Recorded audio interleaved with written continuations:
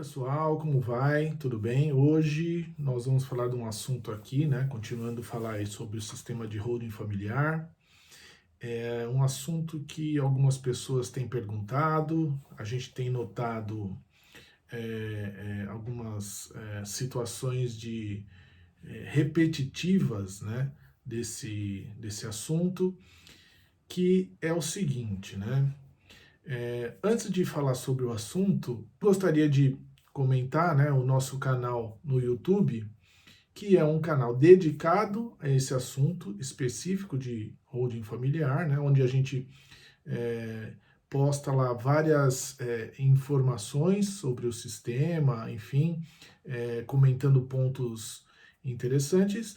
Então, se vocês puderem, né, curtam lá o canal, né, a gente vem colocando informação é, praticamente toda semana.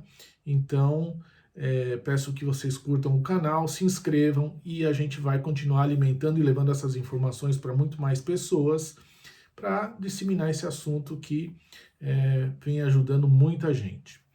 Então, voltando, o assunto que nós temos hoje é um assunto que, como disse, né, há muitas pessoas falando não exatamente da mesma forma, mas trazendo esse assunto de forma reiterada para a gente, né?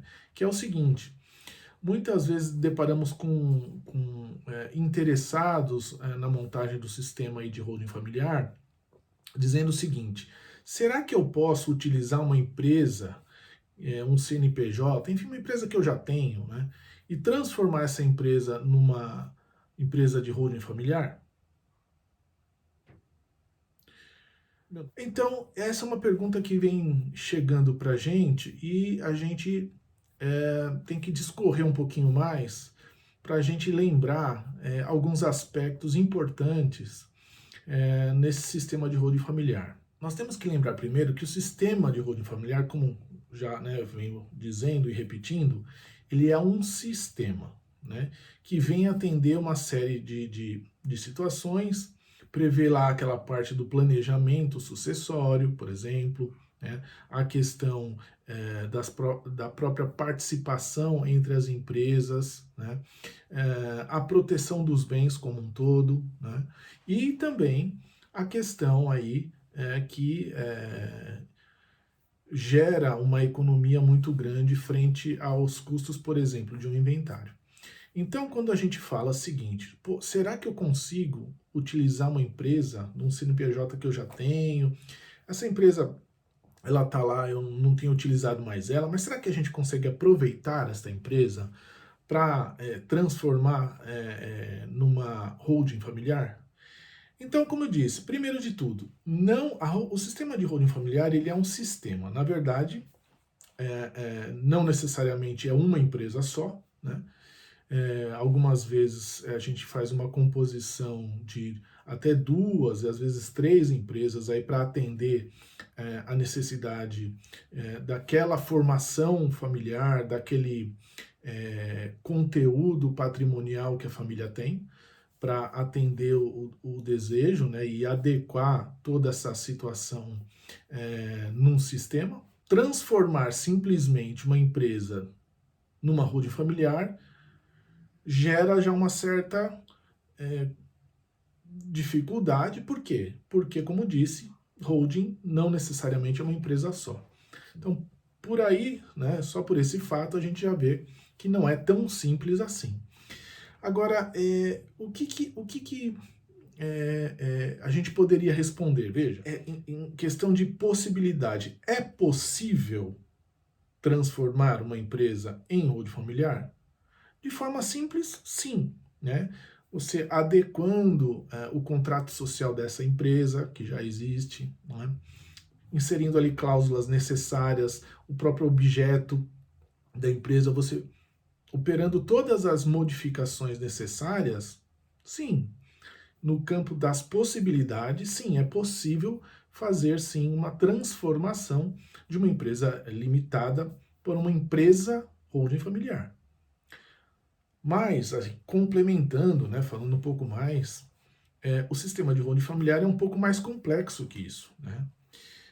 E uma coisa que a gente tem que levar em consideração é o seguinte, né? Uma empresa existente, né, uma limitada, querendo ou não, ela teve lá a sua atividade econômica, né? Independente de qual seja uma prestadora de serviço, uma empresa comercial, ou às vezes até uma indústria. Enfim, ela teve sim lá uma atividade econômica. E nós sabemos que a atividade econômica, né, por si só, ela gera relações, né? Vamos lá dar exemplos. Por exemplo, uma empresa, ela via de regra, ela tem empregados. Então aí a gente já começa a gerar uma relação de emprego entre empregador e empregado, né?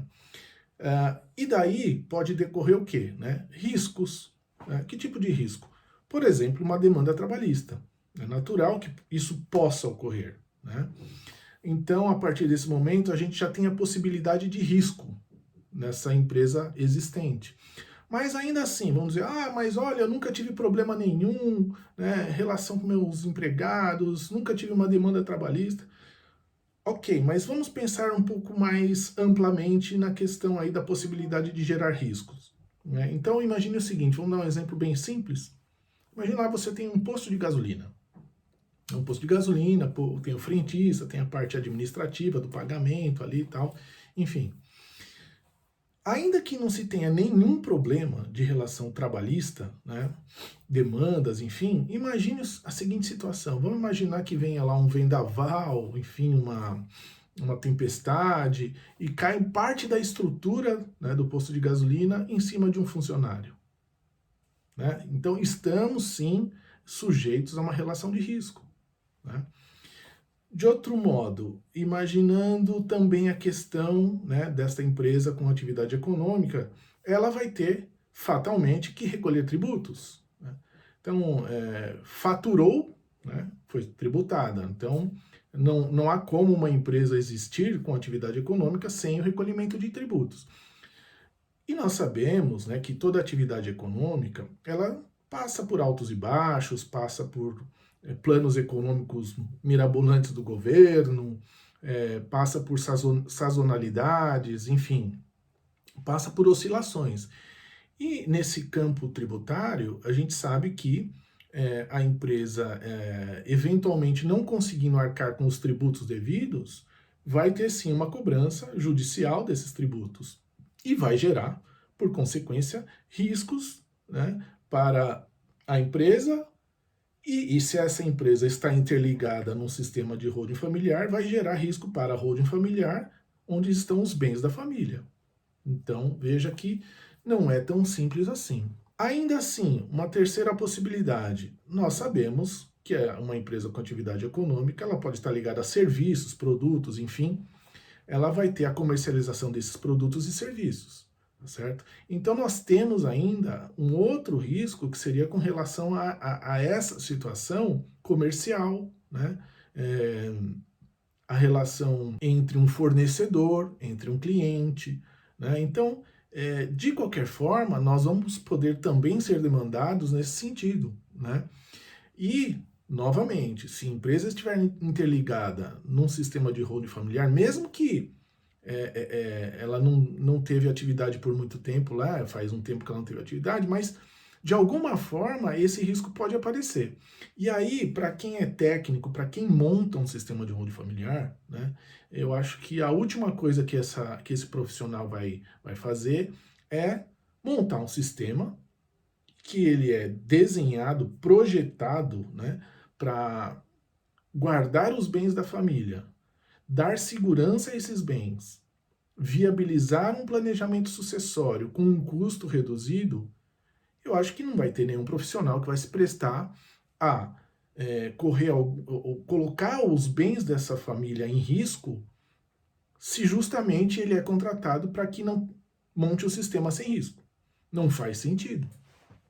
Então, a questão aí é essa, uma questão técnica, e voltamos então àquela pergunta do início: é possível transformar uma empresa limitada numa holding?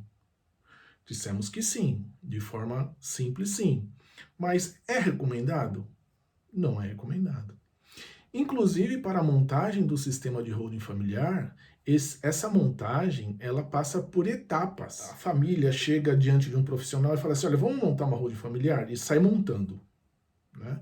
Não é assim que funciona, são etapas para essa montagem. E essas etapas, elas devem ser seguidas. Né? A primeira das etapas, que é a mais, talvez, importante de todas, é aquela que nós chamamos de sessão de viabilidade. O que é a sessão de viabilidade? É justamente o profissional recebe lá os possíveis clientes, interessados, enfim, e esse profissional basicamente vai ouvir. Ele não vai falar muita coisa. Né? Ouvir o quê? Ouvir como que é a formação familiar, né? Pai, mãe, filho, filha, enfim, entender toda essa composição familiar.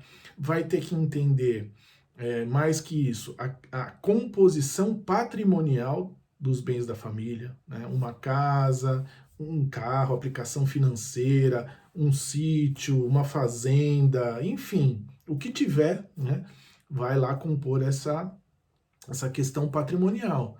Né? E daí, nessa sessão de viabilidade, o profissional que está ali colhendo essas informações, ele vai montar, né, vamos dizer assim, de acordo com essas informações, vai ter que desenhar, projetar um sistema que venha proteger esses bens, né, fazer com que esses bens sejam transmitidos aos herdeiros, né, enfim, montar um sistema que funcione para aquele caso em concreto. Então, a sessão de viabilidade é o ponto inicial e a etapa número 1 para se começar um sistema de holding familiar. Né?